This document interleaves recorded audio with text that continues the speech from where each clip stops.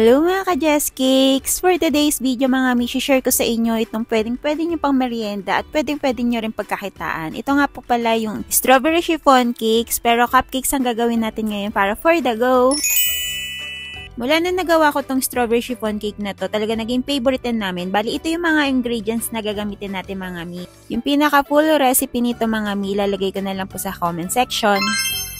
Pero ito yung pinaka-star ng ating recipe, ang strawberry flavor ng Necco. Kaya samahan nyo ako mga mi. Gawin natin tong super daling recipe na to. Talaga masarap at hindi kayo magsisisi. Kaya ito, simulan na natin. Bago ang lahat mga mi, pinupunasan ko muna ng tissue na may vinegar yung ating gagamitin mixing bowl at saka war whisk para sigurado nating walang dumi at tuyo siya. Dahil iniiwasan po natin malagyan ng kahit na anong dumi or tubig yung ating merang. And syempre sa pag-prepare po natin ito, nagugas po tayo ng kamay. Kaya simulan na natin haluin yung mga dry ingredients. Bali, isisipong muna natin lahat ng dry ingredients. Bali, dito po ang ating gagamitin is 1 cup ng cake flour. Bakit mahalagang isip natin yung mga dry ingredients natin? Nakakatulong to mga mi para lalo maging smooth yung ating cake batter. And then next, ang susunod na natin is yung 2 teaspoon ng baking powder and then half teaspoon ng salt. After po nyan, pwede na po natin ilagay yung ating sugar. Sa sugar ko mga mi, ang nagamit ko dito is yung segunda. Bali, pwede rin kayong gumamit ng white kung meron kayo. Bali, ito kasi yung available ko. Set aside lang natin yan. Dito na po tayo sa ating wet ingredients. Bali, meron tayo dito 4 na egg yolks. Ilalagay lang natin yung pinaka water and then oil. Para naman po sa ating flavor ng chiffon, ang gagamitin po natin is itong strawberry flavored na Necco. 2 tablespoon ang gagamitin natin dito mga mi.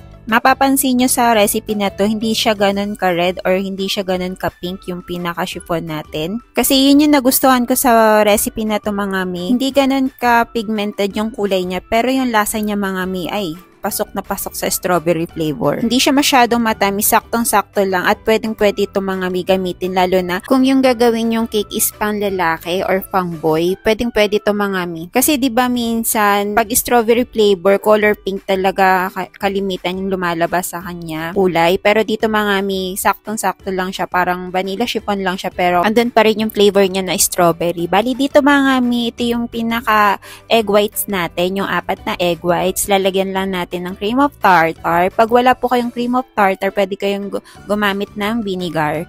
I-mix lang natin siya hanggang mag-bubbles. Pag nakita na natin siya nag-bubbles mga mi, pwede na natin ilagay yung ating sugar na paunti-unti. Huwag niyo pong bibiglain yung paglagay ng sugar mga mi ha, para po hindi mabigla yung ating merang. Once na nailagay na po natin lahat yung sugar, pwede na natin po siya ilipat sa high speed, yung pinaka hand mixer po natin para ma-achieve po natin yung pinaka soft peak ng ating meringue. Bali, i-check na po natin. Pag ganito na po yung consistency na ating meringue, pwede na po siya natin ihalo sa ating cake batter. Sa paglagay naman po na ating meringue sa ating cake batter, bali wag nyo po ilalahat. Bali, kalahating part muna yung ilalagay natin, then ihahalo natin siya. Ginamitan ko muna ng war whisk mga mi. Bali, dahan-dahan lang po yung paghalo ko nito. Mabilis lang sa video kasi naka-fast forward siya. Pero dahan-dahan lang po yan. Once na na-achieve nyo na po yung ganyan, pwede nyo na po ilagay yung kalahati ng ating meringue.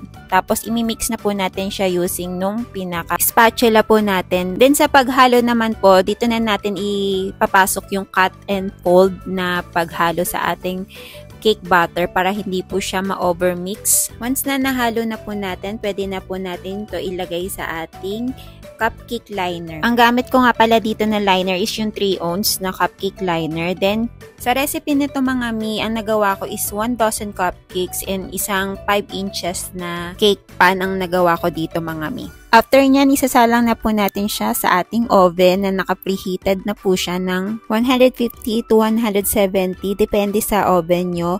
And then, bake nyo lang po ito ng 20 to 25 minutes. After po natin mapalamig yung ating cupcakes, pwede na po natin siya i-decorate. Ang gamit ko dito naman is yung liquid food color ng Necco rin ang gamit natin dito mga mi. And then, para naman po sa icing, ang gamit natin is ACC whipping cream. Bali, rush order nga pala ito, and then ang request na flavor nga nila is strawberry, kaya ito na, for the go tayo sa strawberry flavor. And then yung pinaka-color niya, request lang ni ma'am is color blue. Dito mga mi, kahit lalaki yung pinaka-celebrant natin, okay lang na strawberry yung pinaka-flavor ng ating cake kasi hindi siya ganun ka-pink.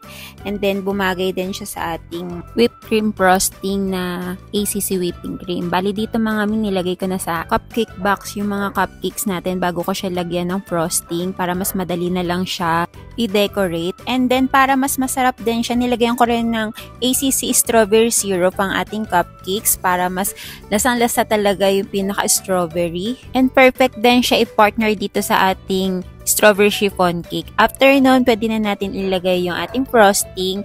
Bali, ang request ni ma'am is rosette style lang siya, and then naglagay lang tayo ng dedication dito mga mi. Using cardstock, bali ako na rin po yung gumawa nito, and then nag-request lang sila ng happy birthday Paolo, yung pinaka-dedication na ilalagay natin sa ating cupcakes. And then para sa final touch, naglagay ako ng gold drudges para may accent din siya. And ito na po yung final look ng ating strawberry chiffon cupcake. Kung may natutunan kayo sa ating video, please like and share mga mi, and follow for more. Thank you for watching. Bye!